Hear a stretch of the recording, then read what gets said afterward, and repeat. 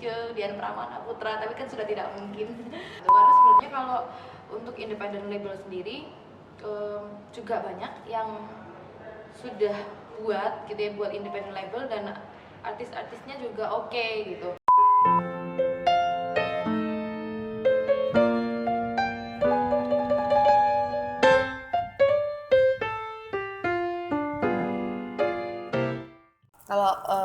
Kalau dari lagu aku sendiri, terus musik lyrics itu semuanya aku, terus artwork juga aku yang sekarang sih ya.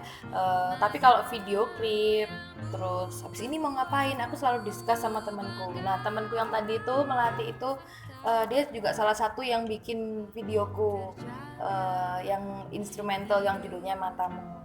Jadi kayak selama ini aku selalu ngajakin teman-teman deket untuk collab. Jadi kayak ini project bersama gitu. Karena lebih enak sih sebenarnya brainstorming ketika kita udah kenal, udah tahu maksudnya, oh ini gaya desainnya seperti ini, gaya gambarnya kayak gini, ini cocok kayaknya untuk lagu yang ini ya, udah saling tukar pikiran gitu. Aku pingin banget sebenarnya kalau kolaborasi dari lubuk hati yang paling dalam tuh pingin banget sama Chrisye, Dian Pramana Putra, tapi kan sudah tidak mungkin. Kalau yang sekarang aku pingin banget collab tuh sama Vira Talisa sama Bilal Indrajaya, karena aku dengerin lagunya mereka, sangat-sangat dengerin. Aku suka banget lagunya. Kalau perlu atau enggaknya desain sama label major gitu ya, sebenarnya tergantung musisinya sendiri, apakah dia pingin arahnya itu kemana gitu. Karena sebenarnya kalau untuk independent label sendiri juga banyak yang sudah buat gitu ya, buat independent label dan artis-artisnya juga oke gitu.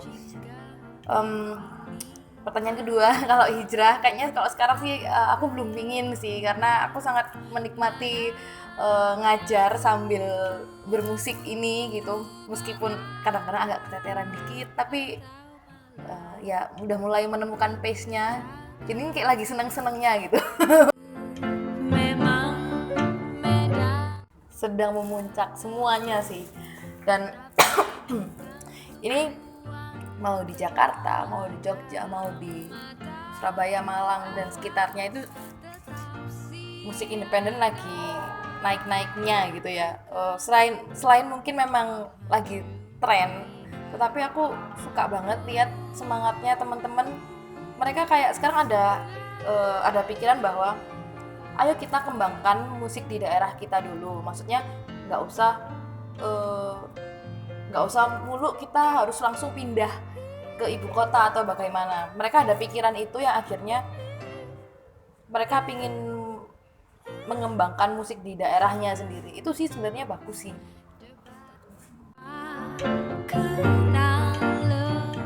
Kalau di Malang itu tiap minggu pasti selalu ada acara, entah pamflet yang berterbangan di timeline medsosku, pasti ada aja acara, entah si band A launching album, entah si band B bikin hearing session ini itu. Memang kalau di Surabaya kalau aku lihat sepi.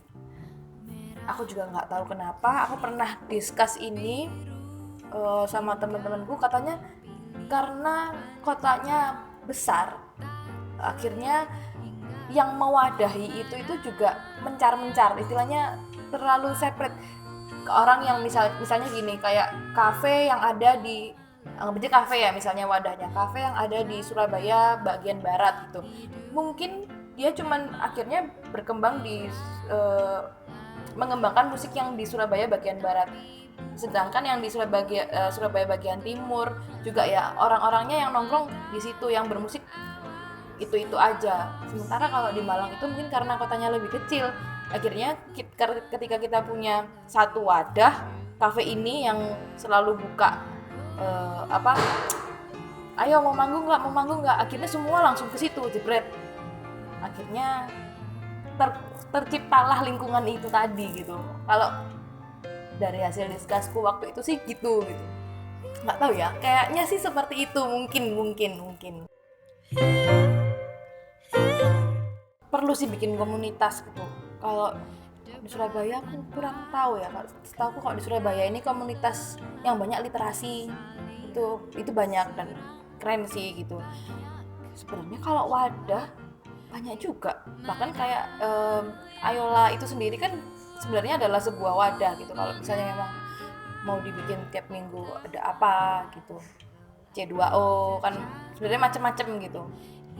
Mungkin komunitasnya sih yang harus bergerak, karena kalau ya itu tadi di Malang memang banyak komunitasnya macam-macam, dan kadang-kadang juga berangkat dari kampus. Buat semua perempuan-perempuan yang ingin bermusik, suka musik tapi bingung mau gimana, atau ingin menuangkan isi hati ke dalam kesenian tapi bingung caranya gitu ya. Saya sebenarnya tuh bingung apa kebingungannya, karena gini, kalau misalnya kita udah punya tujuannya sendiri, misalnya kita udah tahu kita mau bikin apa, I mean just do it gitu. Misalnya yang kalian takutkan itu adalah rejection, misalnya tidak diterima, atau masih berpikir bahwa karena kalian perempuan akhirnya kita akan dilihat sebagai oh lek gak ayu musiknya elek misalnya, kayak gitu kan masih sering terjadi gitu. Ups, aku mengatakan sesuatu. Ya, tidak usah dihiraukan untuk hal-hal yang semacam itu, karena ketika kita membuka suara, ketika kita berkomitmen untuk membuka suara, mereka akan mendengar. Kalau kita tutup mulut terus, mereka nggak akan dengar. Itu